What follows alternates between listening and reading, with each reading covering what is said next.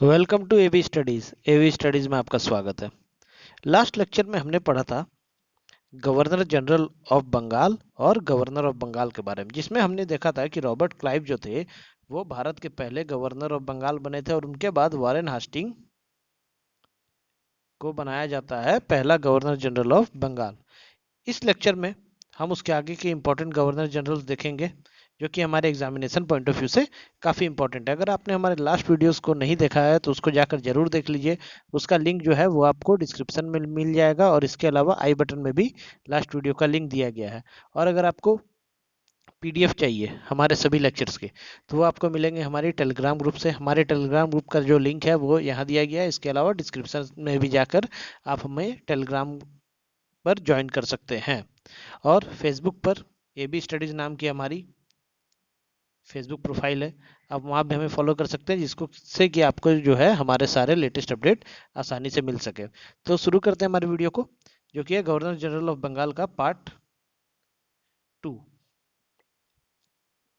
देखिए, हमने last video में देखा था वॉरेन हस्टिंग बने थे बंगाल के पहले गवर्नर जनरल। वॉरेन हेस्टिंग के बाद जो गवर्नर जनरल की पोस्ट, जो कि हमारे एग्जामिनेशन पॉइंट ऑफ व्यू से इंपॉर्टेंट है पढ़ने के लिए, वो थे चार्ल्स कॉर्नवालिस। चार्ल्स कॉर्नवालिस जो है ये भारत में बनते हैं, गवर्नर जनरल ऑफ बंगाल की पोस्ट पर आते हैं। किसके बाद? तो वारेन हास्टिंग के बाद। अब इनके कार्यकाल में जो इंपॉर्टेंट बातें थी वो क्या थी? तो कलकत्ता में इन्होंने लोअर कोर्ट और एपीलेट कोर्ट की स्थापना की। लोअर कोर्ट किया तो आज का जो हमारा सेशन कोर्ट होता है वो हो गया लोअर कोर्ट, और एपीलेट कोर्ट मतलब जहां पर जो है अपील की जाती है उसको कहा जाता है एपीलेट कोर्ट। तो इसकी स्थापना की गई किसके द्वारा? तो चार्ल्स कॉर्नवालिस के कार्यकाल में। इसके अलावा इन्होंने परमानेंट सेटलमेंट ऑफ लैंड की भी नीति लाई। कहाँ पर लागू की? तो बिहार और बंगाल में 1793 ईस्वी में परमानेंट सेटलमेंट स्कीम लाई थी। इसके बाद जो है 1790 और 1792 के बीच थर्ड एंग्लो मैसूर वार ये भी हुई थी चार्ल्स कॉर्नवालिस के ही कार्यकाल के दौरान। और सबसे महत्वपूर्ण मोस्ट इंपॉर्टेंट इनके बारे में जो बात है वो है कि आईसीएस इंडियन सिविल सर्विस की जो स्थापना है, एग्जामिनेशन की जो शुरुआत है वो इन्होंने ही करवाई थी। और इसी के कारण जो है कॉर्नवालिस को भारतीय सिविल सर्विस का जनक या फिर पिता के नाम से भी जाना जाता है। लेकिन याद रखिएगा इस समय जो है एग्जामिनेशन जो होते थे उसके लिए लोगों को लंदन जाके एग्जाम देना पड़ता था। बाद में हम देखेंगे कि आगे जो वायसराय का समय आएगा उस वक्त हम देखेंगे कि जो लंदन में एग्जाम हो रहा था इसको पहली बार भारत में कराया गया था। और कहाँ पर हुआ था? तो लखनऊ में एग्जाम किया गया था आईसीएस का। और पहले हमारे जो भारत के पहले आईसीएस अधिकारी यानी कि सिविल सर्विस अधिकारी थे वो कौन थे? तो सत्येंद्र नाथ बोस, जो कि रविन्द्र सत्येंद्र नाथ टैगोर, जो कि रविन्द्रनाथ टैगोर के बड़े भाई थे, वो बने थे भारत के पहले आईसीएस अधिकारी। आईसीएस अधिकारी के बारे में हमने जान लिया।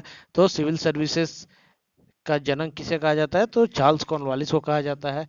और इसके बाद संस्कृत विद्यालय जो कि बनारस में आज भी स्थित है वो जोनाथन डंकन के द्वारा इन्हीं के कार्यकाल के समय स्थापित किया गया था। उसके बाद क्या? तो सनसेट लॉ, ये उतना ज़्यादा इंपॉर्टेंट नहीं है लेकिन आप लोग इसको भी याद रख लीजिए। सनसेट लॉ जो है वो भी इंट्रोड्यूस किया गया था किसके द्वारा? तो चार्ल्स कॉर्नवालिस के द्वारा। चार्ल्स कॉर्नवालिस के बाद जाते हैं फ्रांसिस रॉडन हास्टिंग। देखिए फ्रांसिस रॉडन हास्टिंग ये और वारेन हास्टिंग ये दोनों अलग अलग लोग हैं, कंफ्यूजन नहीं करना है। वारेन हास्टिंग पहले गवर्नर जनरल ऑफ बंगाल थे और फ्रांसिस रॉडन हास्टिंग जो थे ये चार्ल्स कॉर्नवालिस के बाद बने थे भारत के गवर्नर जनरल। तो इनकी जो महत्वपूर्ण बातें हैं इनके कार्यकाल से वो क्या क्या किया है? तो नॉन इंटरवेंशन पॉलिसी का जो है इन्होंने समापन कर दिया था। देखिए कॉर्नवालिस के समय जो पॉलिसी चलती थी नॉन इंटरवेंशन मतलब हस्तक्षेप नहीं करना, उसका समापन कर दिया था किसने? तो फ्रांसिस रॉडन हास्टिंग ने। इसके अलावा तीसरी एंग्लो मराठा वॉर जो कि 1816 से 1818 ईस्वी तक चली थी वो इन्हीं के कार्यकाल में हुई थी। फिर ट्रीटी और सिवगोली साइन की गई थी। कब? तो 1816 में। जितनी भी ट्रीटीज हैं इनके बारे में हम जो है जब हम लोग कंप्लीट कर लेंगे हमारे गवर्नर जनरल और वायसराय के पार्ट को तो उसके बाद हम स्पेशल लेक्चर में एक साथ पढ़ लेंगे। जो भी इंपॉर्टेंट ट्रीटीज हुई थी ब्रिटिशर्स के टाइम पे उस सब के लिए सेपरेट लेक्चर एक आएगा। ठीक है। इसके अलावा most important ryotwari system Madras में शुरू की थी। कब? तो 1820 में। फिर महलवारी सिस्टम जो है उसकी भी शुरुआत की थी कहाँ पर? तो नॉर्दर्न इंडिया में। कब? तो 1822 में। ये सारे डेट जो है ये इंपॉर्टेंट है, ये एग्जामिनेशन में हमेशा पूछे जाते हैं। फिर हिंदू कॉलेज की स्थापना कराई गई थी कहाँ पर? तो कलकत्ता में। कब कराई गई थी? तो 1817 में। इसके बाद पिंडारी का डिस्ट्रक्शन जो है वो रॉल्डन हास्टिंग द्वारा ही 1817 से 1818 के बीच में किया गया था। तो पिंडारी कौन थे? तो पिंडारी भारत के लड़ाकू कबीले हुआ करते थे जिन्होंने अंग्रेजों के खिलाफ काफी जंगें लड़ी और विद्रोह करते रहते थे, रिवोल्ट हमेशा करते रहते थे, जिससे अंग्रेज परेशान हो गए थे। मतलब एक तरीके से क्रांतिकारी थे जो कि छुप कर रहते थे और अंग्रेजों पर हमला करते थे और फिर वापस छुप जाते थे। तो इनका जो दमन है पूर्ण रूप से वो रॉर्डन हास्टिंग द्वारा ही किया गया था 1817 से 1818 में। फिर इसके बाद जो है general committee of public instruction की स्थापना की गई, जो कि कब की गई? तो 1823 ईस्वी में की गई। इसमें क्या थी? तो इसमें जो पब्लिक के वेलफेयर के बारे में जो है डिसीजन वगैरह उस पर मीटिंग होती थी, तो उसकी स्थापना की गई 1823 में। तो ये सब किसने किया था? तो ये सब किया था रॉर्डन हास्टिंग के कार्यकाल की। ये सारी बातें हैं। रॉर्डन हास्टिंग के बाद आते हैं विलियम बेंटिक। देखिए जो क्रोनोलॉजी है, जो क्रम है वो आपको याद रखना है, नहीं तो गड़बड़ हो जाएगी, आप भूल जाएंगे क्योंकि किसने क्या किया था। डेट उतनी इंपॉर्टेंट नहीं है लेकिन इनकी क्रोनोलॉजी याद रहनी जरूरी है। तो विलियम बेंटिक, देखिए अब विलियम बेंटिक क्या थे? तो विलियम बेंटिक जो थे पहले गवर्नर जनरल ऑफ इंडिया थे। हमने जब गवर्नर की जो ये टॉपिक हमने शुरू किया था तो उसमें हमने पहले लेक्चर में पढ़ा था कि 1757 से 73 तक पोस्ट चलती है। कौन सी? तो गवर्नर ऑफ बंगाल। उसके बाद जो पोस्ट आ जाती है वो आ जाती है कौन सी? तो गवर्नर जनरल ऑफ बंगाल। और 1833 में जब चार्टर एक्ट आता है भारत में, जो हर 20 साल में एक एक्ट बनाकर भेज देते थे ब्रिटिशर्स लंदन से, जिसमें कि रिफॉर्मेशन किए जाते थे लॉ में, तो 1833 में जब वो आता है तो उसमें क्या होती है, जो पोस्ट रहती है गवर्नर जनरल ऑफ बंगाल की पोस्ट, उसको बदलकर जो है गवर्नर जनरल ऑफ इंडिया की पोस्ट कर दी जाती है। अब दोनों में फर्क क्या है? गवर्नर जनरल ऑफ बंगाल और गवर्नर जनरल ऑफ इंडिया की जो पोस्ट है इसमें फर्क क्या है? तो पहले जो थे वो बंगाल के गवर्नर जो थे उनकी जो ताकत थी, जो उनके अंडर का क्षेत्र था वो बंगाल का क्षेत्र था। जैसे बंगाल में उस वक्त बिहार, छत्तीसगढ़, उड़ीसा का कुछ भाग और झारखंड आता था, तो वो उस सब जो है उनके क्षेत्र में आता था। लेकिन ये जो गवर्नर जनरल की पोस्ट थी, इसके बाद क्या होता है कि भारत में जहां भी ब्रिटिशर्स की कॉलोनीज थी, मद्रास, बॉम्बे, सूरत, फिर बंगाल, ये सब जो है इनके अंडर में आ गया। और इनके नीचे अधिकारी हुआ करते थे, जो आजकल जैसे कलेक्टर्स हुआ करते हैं वैसे उस समय भी अधिकारी हुआ करते थे, जिसकी एग्जाम जो होती थी आईसीएस, इंडियन सिविल सर्विस की शुरुआत किसने की थी? तो चार्ल्स कॉर्नवालिस के कार्यकाल में शुरू की गई थी। तो ये सब जो है ये सब रिपोर्ट करते थे किसको? तो गवर्नर जनरल ऑफ इंडिया को। मतलब ये पूरे भारत का हो गया और इसके अंडर में छोटे छोटे गवर्नर, मतलब प्रोविंसेस के गवर्नर हुआ करते थे। जैसे मद्रास प्रोविंस हो गया, फिर जो है अपना बंगाल प्रोविंस हो गया, वैसे ही सब आते थे इसके अंदर में। ठीक है, तो पहला क्या? तो सबसे महत्वपूर्ण तो यही हो गया, विलियम बेंटिक पहला गवर्नर जनरल ऑफ इंडिया। और जो मोस्ट इंपॉर्टेंट बार बार एग्जाम में पूछे जाने वाला जो इनके बारे में सवाल है वो है सती प्रैक्टिस, मतलब सती प्रथा का एबॉलिशमेंट, उसकी जो खात्मा है उसको एंड किया था किसने? तो विलियम बेंटिक ने। और इसमें इनकी सहायता किसने की थी? तो ईश्वर चंद्र विद्यासागर। सोशल रिफॉर्मर थे हमारे भारत के, प्लस क्रांतिकारी भी थे, अंग्रेजों को काफी परेशान किया था। तो कौन थे? तो ईश्वर चंद्र विद्यासागर, उनकी मदद से विलियम बेंटिक ने सती प्रथा का अंत कर दिया था। फिर महलवारी सिस्टम को सेंट्रल इंडिया में और पंजाब और वेस्टर्न यूपी में स्थापित किया। इसके बाद 1833 में चार्टर एक्ट आता है, इसके बारे में हमने अभी बात की। क्या हुआ था? तो पोस्ट जो थी गवर्नर जनरल ऑफ बंगाल उसको बदल कर दिया था गवर्नर जनरल ऑफ इंडिया। और इसके अलावा क्रिश्चियन मिशनरी को जो है स्पेशल राइट दे दिए गए थे कि भारत में अपने धर्म का प्रचार प्रसार करने और यहाँ की सभ्यता संस्कृति के बारे में सीखने के लिए। तो क्रिश्चियन मिशनरी क्या, तो वहाँ के जो धर्म गुरु थे उन लोगों को स्पेशल राइट्स या अधिकार दे दिए गए थे कि क्रिश्चियनिटी को भारत में ज़्यादा से ज़्यादा फैलाओ। फिर इन्हीं के शासनकाल में कोल रिवेलियन देखने को मिला। कब देखने को मिला? तो 1831 में। और सेंट हेलेना एक्ट आया था 1833 में। तो कौन सा सेंट हेलेना एक्ट? तो यही जो चार्टर एक्ट है इसी का नाम था सेंट हेलेना एक्ट। फिर इंग्लिश एजुकेशन की शुरुआत कर दी गई थी भारत में 1835 ईस्वी में। और मेडिकल कॉलेज और हॉस्पिटल जो कोलकाता का था, कोलकाता मेडिकल कॉलेज, उसकी स्थापना भी की गई थी 1835 में। किसके कार्यकाल? तो विलियम बेंटिक के कार्यकाल में। विलियम बेंटिक के बाद आते हैं तो कौन आता है, तो हेनरी हार्डिंग। हेनरी हार्डिंग जो है, इनके बारे में बहुत ज़्यादा तो ये इम्पोर्टेंट नहीं है एग्जामिनेशन पॉइंट ऑफ व्यू से, लेकिन कुछ इंपॉर्टेंट बातें, जैसे पहली एंग्लो सिख वॉर हुई थी कब, तो 1845 में। चली कब तक थी, तो 1846 में। देखिए अब तक जो है ब्रिटिशर सिर्फ लड़ रहे थे, मराठा हो गए हैं, फिर बंगाल के जो नवाब थे उनसे लड़ रहे थे, सिखों से अभी तक इनकी, क्योंकि ये लोग पंजाब वाले क्षेत्र में गए ही नहीं थे। लेकिन हार्डिंग के आने के बाद उधर भी इन्होंने एक्सपेंशन करना शुरू किया, तो शुरू हो गई एंग्लो सिख वॉर। तो और पहली कब हुई, तो 1845 ईस्वी में शुरू हुई थी, 46 तक चली थी। अंग्रेजों की तरफ से कौन थे, तो हेनरी हार्डिंग थे।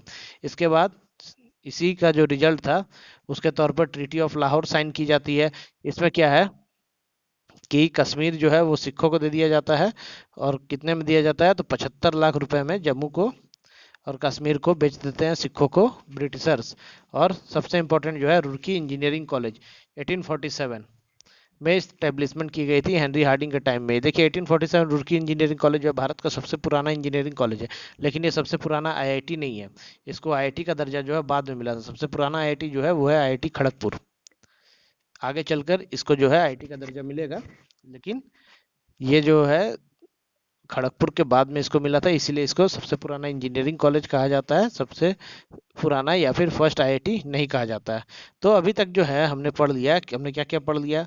तो हमने शुरुआत की इस वीडियो में, हमने कॉर्नवालिस से शुरुआत की, उसके बाद हम लोग हार्डिंग तक गए। तो आइए क्विक रिवीजन ले लेते हैं जो भी हमने अभी तक पढ़ा है। तो सबसे पहले देखिए कॉर्नवालिस के बारे में क्या किया गया था। तो लोअर कोर्ट और अपीलेट कोर्ट की स्थापना की गई थी भारत में। परमानेंट सेटलमेंट किया गया था बिहार और बंगाल में, किसका, तो भूमि का। जिसमें क्या था कि ये लोग जमींदारों को दे दिए लीज पर जमीन, कि तुम भाई जो है टैक्स इकट्ठा करो, हमको एक हिस्सा दो, और बाकी जो है एक्स्ट्रा हुआ वो तुम रखो, जिससे किसानों की हालत बद से बदतर हो गई। थर्ड एंग्लो मैसूर युद्ध हुआ कब, तो 1790 से 1792 के बीच में।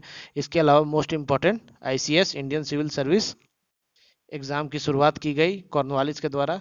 पहले क्या होता था कि ब्रिटिशर्स अपने मर्जी से ही जिसको भी मन होता था गवर्नर बना के भेज देते थे या अधिकारी बना के भेज देते थे। लेकिन इसके बाद से क्या है, प्रॉपर एग्जाम होने लगे, एग्जाम जो पास करेगा वही बनेगा गवर्नमेंट ऑफिशियल या कलेक्टर या आईएएस जो भी होते हैं। आज का जो हमारा आईएएस का एग्जाम होता है वही उस वक्त क्या था, तो आईसीएस इंडियन सिविल सर्विस के नाम से जाना जाता था। इसीलिए क्या है, कॉर्नवालिस को कहा जाता है father of Indian civil service examination. इसके बाद संस्कृत विद्यालय जो है बनारस में, उसकी इस्टेब्लिशमेंट की गई थी या स्थापना की गई थी जोनाथन डंकन के द्वारा, चार्ल्स कॉर्नवालिस के ही कार्यकाल में। और सनसेट लॉ की शुरुआत की गई थी भारत में कॉर्नवालिस के द्वारा। कॉर्नवालिस के बाद आए थे Francis Rawdon Hastings. Francis Rawdon Hastings के इम्पोर्टेंट जो काम थे वो क्या क्या थे, तो नॉन इंटरवेंशन पॉलिसी का अंत कर दिया। थर्ड एंग्लो मराठा वॉर देखने को मिली थी 1816 से 1818 के बीच में। फिर सिगुल की संधि साइन की गई 1816 में।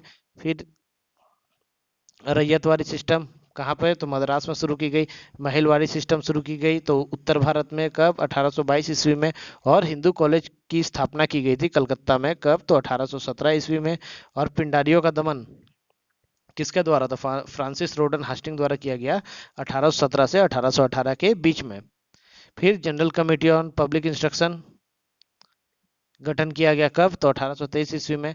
और इसके बाद आते हैं बेंटिक। बेंटिक कौन, तो इंपॉर्टेंट क्यों, क्योंकि पहले गवर्नर जनरल ऑफ इंडिया थे। इसके पहले पोस्ट क्या चलती थी, तो गवर्नर जनरल ऑफ बंगाल चलती थी। अब देखिए यहाँ से एक बात ये भी निकलती है, जब बेंटिक आए थे तो इसी इनके आने के बाद आया 1833 में क्या, तो चार्टर एक्ट। उसके बाद पोस्ट बदली और बनी गवर्नर जनरल ऑफ इंडिया। तो ये जब आए थे तो ये कौन सी पोस्ट पर आए थे, तो ये आए थे गवर्नर जनरल ऑफ बंगाल की पोस्ट पे आए थे। तो इससे क्वेश्चन ये बन जाता है कि अंतिम गवर्नर जनरल ऑफ बंगाल कौन थे, तो आंसर होगा यही विलियम बेंटिक। और अगर क्वेश्चन आता है first governor general of India कौन थे, तो वो भी होगा विलियम बेंटिक। तो जान लिया हमने अंतिम गवर्नर जनरल ऑफ बंगाल और first governor general of India कौन, तो विलियम बेंटिक। इंपॉर्टेंट काम क्या क्या किए, कार्य क्या क्या थे इनके, तो सती प्रैक्टिस को अबॉलिश कर दिया। किसकी मदद से, तो ईश्वर चंद्र विद्यासागर की मदद से। सोशल रिफॉर्मर थे इंडिया के और धर्मगुरु। इसके बाद महलवारी सिस्टम को शुरू किया सेंट्रल इंडिया और पंजाब और वेस्टर्न यूपी में। 1833 का चार्टर एक्ट आया, जिसके बाद गवर्नर जनरल ऑफ बंगाल की पोस्ट को बदलकर गवर्नर जनरल ऑफ इंडिया की पोस्ट बना दिया गया। और क्रिश्चियन मिशनरीज को स्पेशल राइट्स दे दिए गए क्रिश्चियनिटी का प्रचार प्रसार यानी कि ईसाई धर्म के प्रचार प्रसार के लिए भारत में। कोल रिबेलियन हुआ 1831 में, सेंट हेलेना एक्ट जिसको वही चार्टर एक्ट 1833, फिर इंग्लिश एजुकेशन की शुरुआत हो गई 1835 में, और medical college and hospital Calcutta में जो है वो 1835 में खोला गया विलियम बेंटिक के कार्यकाल में। इसके बाद आते हैं हेनरी हार्डिंग। हेनरी हार्डिंग से इंपॉर्टेंट क्या, तो फर्स्ट एंग्लो सिख वॉर देखने को मिली 1845 से 1846 ईस्वी तक। ट्रीटी ऑफ लाहौर साइन की गई इनके द्वारा 1846 में, जिसमें कि ब्रिटिश जो है कश्मीर को जो है सिखों से ले लेते हैं और जम्मू जो है वो दे देते हैं सिखों को, कितने में, तो 75 लाख रुपए में। और पहला इंजीनियरिंग कॉलेज रुड़की में खोला गया, रुड़की इंजीनियरिंग कॉलेज के नाम से, कब, तो 1847 में। मतलब देखिए आज़ादी के 100 साल पहले ही खुल गया था रुड़की इंजीनियरिंग कॉलेज। अब देखिए हमने जो अभी पढ़ा उस पर आधारित कुछ इंपॉर्टेंट एमसीक्यूज को देखते हैं, एग्जामिनेशन पॉइंट ऑफ व्यू से very very important. First question है, who is the known as the father of civil service in India. भारत में सिविल सर्विस का पिता किसे कहा जाता है। Option A Warren Hastings, option B है कॉर्नवालिस, ऑप्शन सी है कैनिंग, या ऑप्शन डी विलियम बेंटिक। तो इस प्रश्न का सही उत्तर हो जाएगा ऑप्शन बी कॉर्नवालिस। कॉर्नवालिस यानी कि चार्ल्स कॉर्नवालिस को भारत में सिविल सर्विसेज का पिता कहा जाता है या फादर ऑफ सिविल सर्विसेज कहा जाता है। वॉरेन हास्टिंग कौन थे, तो पहले गवर्नर जनरल ऑफ बंगाल थे। विलियम बेंटिक कौन, तो पहले गवर्नर जनरल ऑफ इंडिया थे। और कैनिंग जो थे ये भारत के पहले वायसराय थे। अगला प्रश्न है, the third Anglo Mysore war was fought in. तीसरी एंग्लो मैसूर वॉर जो है वो कब लड़ी गई थी। ऑप्शन है ए 1790 से 1792, बी 1780 से 1784, सी 1792 से 1796, या फिर डी 1794 से 1795। तो इस प्रश्न का जो सही उत्तर है 1790 से 1792 में लड़ी गई थी थर्ड एंग्लो मैसूर वॉर। अगला प्रश्न है, Sanskrit Vidyalaya in Banaras was established in. Sanskrit Vidyalaya जो कि बनारस में है वो किसके द्वारा बनवाया गया था। Option A William Jones, option B है जोनाथन डंकन, ऑप्शन सी है चार्ल्स विल्किंस, या option D none of the above. तो इस प्रश्न का जो है सही उत्तर हो जाएगा ऑप्शन बी चार्ल्स विल्किंस, नहीं sorry, option B Jonathan Duncan. Jonathan Duncan जो द्वारा जो है संस्कृत विद्यालय की स्थापना की गई थी, कहाँ पर, तो बनारस में। विलियम जोन्स कौन थे, तो एशियाटिक सोसाइटी के फाउंडर। और चार्ल्स विल्किंस कौन थे, तो जिन्होंने भगवत गीता का इंग्लिश में अनुवाद किया था वो थे चार्ल्स विल्किंस। अगला प्रश्न है, who establish Ryotwari system in Bengal. Bengal में रैयतवाड़ी सिस्टम की स्थापना या शुरुआत किसने की थी। Option A Francis Rawdon Hastings, option B है वॉरेन हास्टिंग, ऑप्शन सी है जेम्स प्रिंसेप, या फिर ऑप्शन डी विलियम जोन्स। तो इस प्रश्न का सही उत्तर हो जाएगा option A Francis Rawdon Hastings. Francis Rawdon Hastings जो कि भारत में गवर्नर जनरल थे बंगाल के, उन्होंने रैयतवाड़ी सिस्टम की शुरुआत की थी। वॉरेन हास्टिंग कौन, तो पहले governor general of Bengal. James Prinsep कौन, तो ये जो थे जेम्स प्रिंसेप साहित्यकार थे और इन्होंने ही अशोका के पिलर्स को डिकोड किया था। विलियम जोन्स तो हमने अभी बात कर ली, एशियाटिक सोसाइटी के फाउंडर। अगला प्रश्न है, who was the first governor general of India. Bharat के पहले गवर्नर जनरल कौन थे। तो ऑप्शन ए है विलियम बेंटिक, ऑप्शन बी है वॉरेन हास्टिंग, ऑप्शन सी है डलहौजी, या फिर ऑप्शन डी है नॉन ऑफ दी अबव। तो इस प्रश्न का जो है सही उत्तर हो जाएगा option A William Bentinck. William Bentinck जो थे भारत के पहले गवर्नर जनरल थे। और डलहौजी जो थे ये भारत के वायसराय थे, जिनके शासनकाल में पहली रेल चली थी कहाँ से, तो थाने से मुंबई तक पहली रेल चली थी। किसके कार्यकाल में, तो डलहौजी के कार्यकाल में। अगला प्रश्न है, कोल रिबेलियन वाज हेल्ड इन।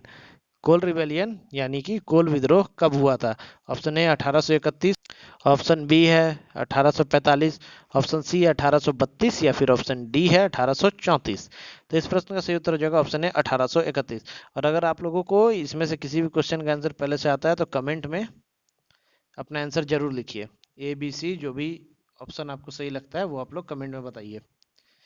अगला प्रश्न है, English education act was introduced in. English education act Bharat में कब आया था। Option A 1835, option B 1836, option C 1837, या फिर ऑप्शन डी 1834। तो इस प्रश्न का सही उत्तर हो जाएगा ऑप्शन ए 1835। 1835 में जो है इंग्लिश एजुकेशन एक्ट भारत में आया था। अगला प्रश्न है, the first Anglo Sikh war was fought in which year. प्रथम एंग्लो सिख वॉर मतलब अंग्रेजों और सिखों के बीच की लड़ाई कब लड़ी गई थी। ऑप्शन ए 1845 से 1846, यहाँ 46 होगा, 6 आप लोग लिख लीजिएगा। बी 1843 से 1848, सी 1842 से 1843 या फिर डी 1842 से 1843। तो इस प्रश्न का जो है सही उत्तर हो जाएगा ऑप्शन ए 1845 से 1846। तो 1845 और 1846 के बीच में लड़ी गई थी एंग्लो सिख वॉर। तो कौन थे उस समय गवर्नर जनरल? तो हार्डिंग थे गवर्नर जनरल। और इसके बाद क्या हुआ था? तो लाहौर की संधि, ट्रीटी ऑफ लाहौर इसके बाद में साइन की गई थी। उसमें क्या था? तो जम्मू ले लिया गया और कश्मीर को बेच दिया गया 75 लाख रुपए में। अगला प्रश्न है, who abolish sati practice in India? सती प्रथा का अंत भारत में किसने किया? Option A William Bentinck, option B Lord Cornwallis, option C Henry Hardinge या फिर ऑप्शन डी जॉन सोर। तो इस प्रश्न का जो है सही उत्तर हो जाएगा option A William Bentinck. William Bentinck जो कि पहले गवर्नर जनरल ऑफ इंडिया थे, उन्होंने सती प्रैक्टिस को अबॉलिश किया था। किसकी मदद से? तो ईश्वर चंद्र विद्यासागर की मदद से किया था इसको अबॉलिश। ईश्वर चंद्र विद्यासागर कौन थे? तो सोशल रिफॉर्मर थे भारत के, प्लस क्रांतिकारी भी थे। अगला प्रश्न है, Roorkee engineering college was established in? Roorkee engineering college की स्थापना कब की गई थी? ऑप्शन ए 1847, ऑप्शन बी 1848 या ऑप्शन डी 1849 या लास्ट ऑप्शन है 1846। तो इस प्रश्न का सही उत्तर हो जाएगा ऑप्शन है 1847। तो हम आज़ादी से कितने साल पहले? तो आज़ादी से 100 साल पहले स्थापना कर दी गई थी रुड़की इंजीनियरिंग कॉलेज की। किसके शासनकाल में? तो हेनरी हार्डिंग के शासनकाल में की गई थी। तो इस वीडियो में इतना ही। आशा करता हूँ कि आपको ये वीडियो पसंद आया होगा और गवर्नर जनरल के बारे में आपको जो है एक अच्छी जानकारी प्राप्त हो गई होगी। इसकी पीडीएफ चाहिए तो पीडीएफ आप हमें लोग के टेलीग्राम ग्रुप से डाउनलोड कर सकते हैं। टेलीग्राम ग्रुप का जो लिंक है यहाँ पर दिया गया है। इसके अलावा जो है टेलीग्राम ग्रुप का लिंक डिस्क्रिप्शन में भी दिया गया है, वहाँ से भी आप हमें ज्वाइन कर सकते हैं और पीडीएफ प्राप्त कर सकते हैं टेलीग्राम ग्रुप से आसानी से। इसके अलावा फेसबुक पे अभी तक फॉलो नहीं किया तो फेसबुक पेज पे भी हमें फॉलो कर लीजिए, जहाँ से आपको लेटेस्ट जो भी नोटिफिकेशंस होंगे आसानी से मिल जाएंगे।